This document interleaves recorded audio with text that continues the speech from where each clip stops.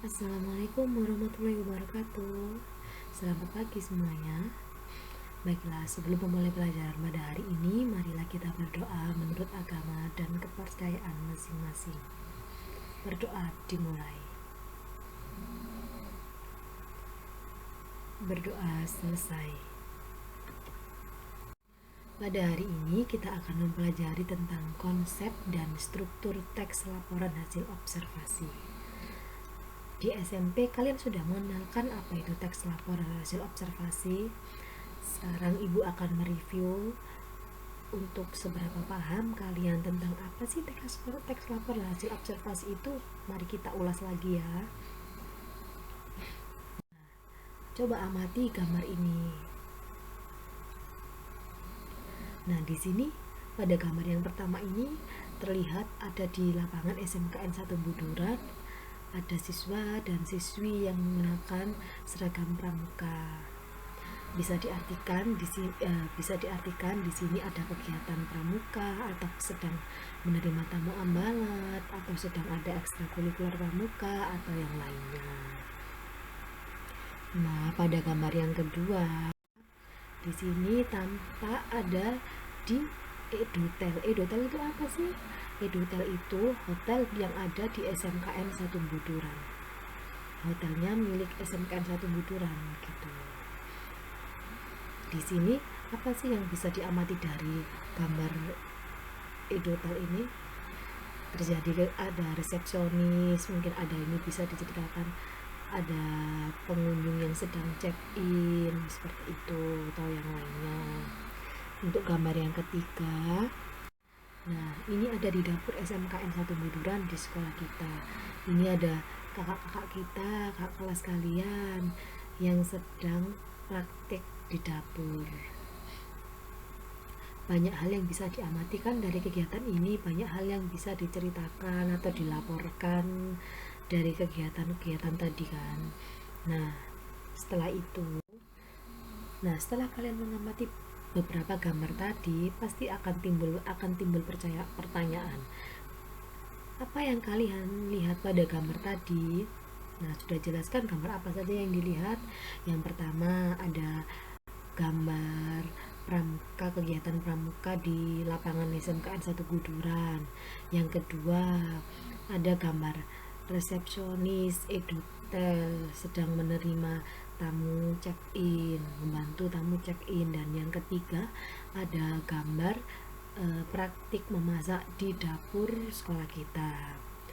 Terus pertanyaan yang kedua, bagaimana gambaran secara umum tentang objek atau gambar yang dilihat? Maksudnya gambaran secara umum di sini tuh jadi apa sih? Ceritakan apa keadaannya tadi itu. Misalkan pada hari itu ada kegiatan pramuka menerima tamu ambalat di sekolah di SMKN 1 Buduran atau sedang ada kegiatan ekstrakurikuler pramuka. Nah, yang ketiga, informasi apa saja yang dapat disampaikan dari objek atau gambar yang diamati atau dilihat tadi? Banyak informasi, misalkan di sana terdapat siswa dan siswi kelas bla bla bla. Kalian mengarang saja ya. Untuk ini nih gambaran umumnya. Nah, yang keempat, coba rincikan hal-hal yang dapat dijelaskan dari objek tersebut. Misalkan ada siswa dan siswi yang sedang memasak, misalkan memasak roti, yang satunya apa gitu, seperti itu. Terus dari gambar tadi adakah manfaat apa sih yang ingin kalian sampaikan dari pengamatan kalian terhadap gambar atau objek yang tadi? Nah, jika kalian sudah bisa menjawab beberapa pertanyaan tadi, maka kalian itu sudah bisa memahami apa sih teks laporan hasil observasi itu. Kalian sudah bisa paham kalau kalian bisa menjawab beberapa pertanyaan di atas tadi gitu. Nah, sekarang kita bahas, jadi apa itu laporan teks hasil observasi? Teks laporan hasil observasi adalah teks yang berisi penjabaran umum tentang hasil pengamatan kita. seperti kurang lebih seperti itu. Jadi intinya teks laporan hasil observasi itu teks yang berisi hasil pengamatan kita terhadap objek. Jadi semuanya itu didasarkan dengan fakta apa yang kita lihat gitu ya. Kemudian apa fungsi teks laporan hasil observasi? Teks laporan hasil observasi itu berfungsi untuk menjelaskan suatu objek yang didasari oleh hasil pengamatan. Jadi untuk membuat teks laporan hasil observasi ini semuanya itu didasarkan dengan fakta-fakta. Yang dimaksud dengan fakta-fakta itu jadi yang dilaporkan itu jelas dan benar apa adanya sesuai dengan apa yang kita lihat, apa yang kita amati, seperti itu. Kemudian apa saja struktur teks laporan hasil observasi? Yang pertama ada definisi umum. Apa sih definisi umum itu? Jadi pada bagian definisi umum ini nanti dijelaskan secara rinci tentang apa secara umum objek yang kamu ceritakan. Misalkan ibu mengamati kebun binatang Surabaya. Definisi umum ini, definisi sendiri kan artinya apa? Pengertian kan.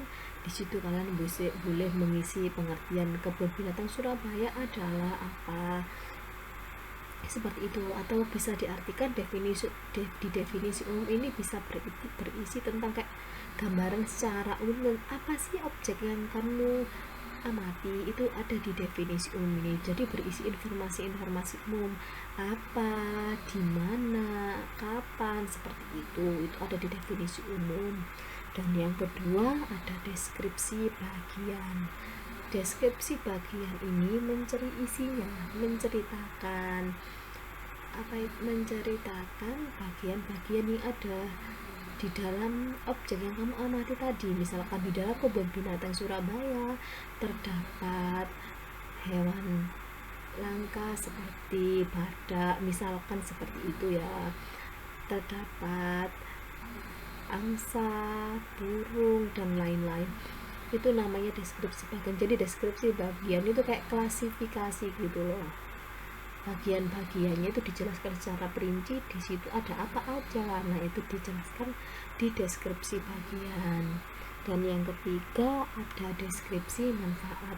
Deskripsi manfaat sendiri ini berisi kayak manfaat apa sih yang bisa diperoleh dari laporan yang kamu buat. Misalkan dengan pergi ke kebun binatang kita bisa mengetahui satwa-satwa liar, seperti itu.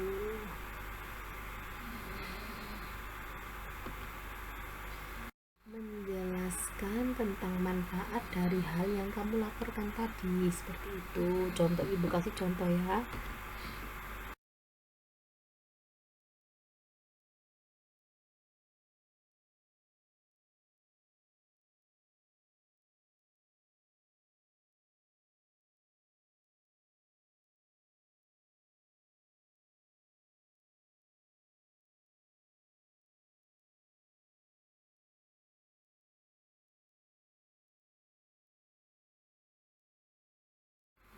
Nah, ini contoh jelasnya.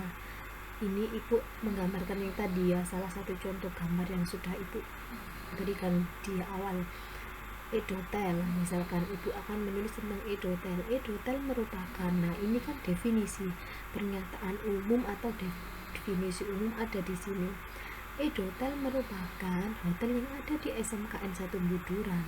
Hotel ini biasanya digunakan oleh siswa perhotelan untuk praktik kejuruan. Hotel ini berbasis edukasi karena beberapa pekerja hotel merupakan siswa dan alumni SMKN 1 Buduran. Nah, di situ kan kalimat-kalimatnya itu umum. Jadi di dalam definisi umum atau pernyataan umum itu dapat diisi definisi atau pengertian dari hal yang kamu jelaskan, atau hal-hal umum lah yang ditulis di sini. Apa sih itu ditulis di sini? Nah, yang kedua, nah selanjutnya ini ada deskripsi bagian. Salah satu contohnya Edotel SMKN 1 Buduran memiliki beberapa tipe kamar, yakni superior dan deluxe. Tipe kamar superior menggunakan double bed, sedangkan tipe kamar deluxe menggunakan single bed. Harga tiap tipe kamar juga berbeda. Harga tipe kamar Superior Rp250.000, sedangkan Deluxe Rp280.000. Fasilitas yang disediakan antara lain AC, musola, lapangan, kafe, coffee shop, dan lain-lain. Nah, pada paragraf tersebut kan dijelaskan bagian-bagian atau kayak kelas apa sih yang ada di SMK 1 Buduran, atau kayak penjelasannya lebih detail itu ada di deskripsi bagian. Seperti itu, penjabaran atau hal yang lebih mendetail itu ada di deskripsi bagian. Bisa juga berisi klasifikasi, jenis-jenis, macam-macam seperti itu ada di deskripsi bagian. Yang terakhir, deskripsi manfaat. Dengan adanya edutel di SMKN 1 Buduran menjadikan siswa lebih mudah memahami praktik pada bidang keahliannya. Edutel juga dapat menjadi daya tarik untuk siswa yang ingin sekolah di SMKN 1 Buduran. Seperti itu. Jadi manfaatnya itu apa dari objek yang kamu ceritakan? Bisa manfaat apa sih yang dapat diperoleh pembaca gitu, kurang lebih seperti itu.